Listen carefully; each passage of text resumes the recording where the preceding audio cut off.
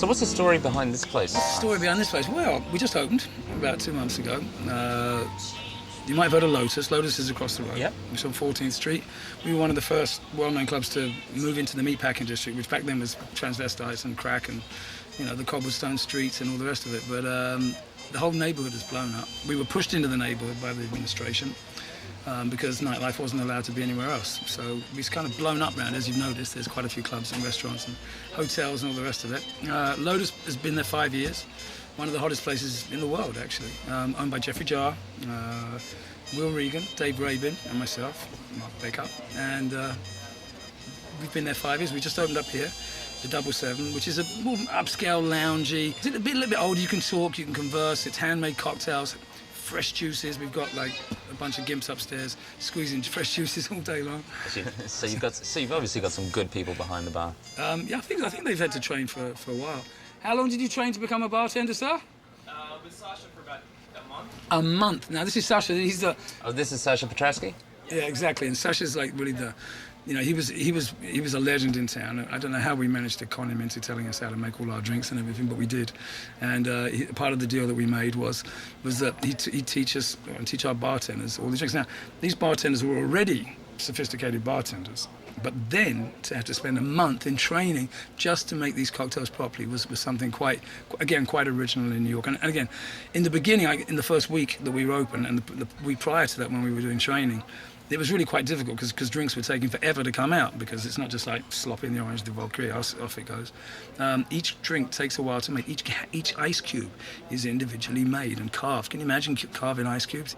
I think as our party generation, and I speak for myself and you know the rest of my age group. Because I don't know. We've been there. We've been out there partying. We've raved it. We've done everything that you can do, take, consume, and all the rest of it.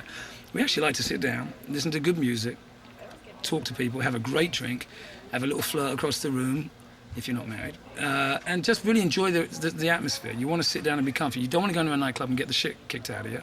That's for the young'uns. So I think this place definitely fills that void. And I think that the movement towards luxury lounges and comfortability and all the rest of it definitely is going in that direction because it's comfortable.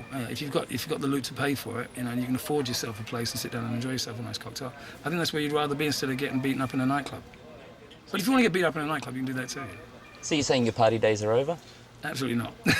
Well, we had to quieten down because I just got married, but it's a new generation. I mean, you know, you don't want to be like humping around a nightclub at some grey-haired, dirty old man, you know? You have to know when to bow out gracefully. And I think a lot of the older people say, oh, I don't have to go picking up chicks in that, like, thumping kiddie disco anymore. You can go somewhere comfy and pick them up there. So you're saying that basically the drinking atmosphere in New York has really gone back to that cocktail lounge. I think so. Comfortability, luxury. I think everything's, you know, even though they say there's no one's got any money. I think that's doodah. I think there's a lot of money out there, and I think that people are prepared to spend it. I think people are luxury items, cars, apartments, jewelry, clothes, accessories. People are spending like crazy. I'm sure. You know, maybe it's just the gang that hangs out around this little mob, but I definitely think luxury lifestyle is in, and you know, we're there to cater for it. Okay, fantastic. Well, longevity. Thank you, matey. Well, in New York, anything longer than a year is a plus. So we were counting days at the moment. Let's go to our bartender, and he's going to show you how to mix up some of these drinks, but you mustn't tell anyone. All right, promise. Promise? Okay, Thanks. I'm gonna make a white lady. This is an egg white drink, so the first thing we're gonna do is separate the egg, like so.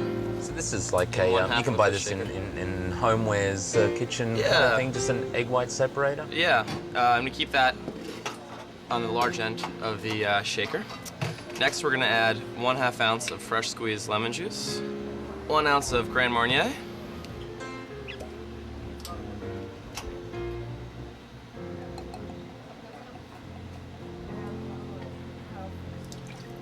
and 1.5 ounces of gin.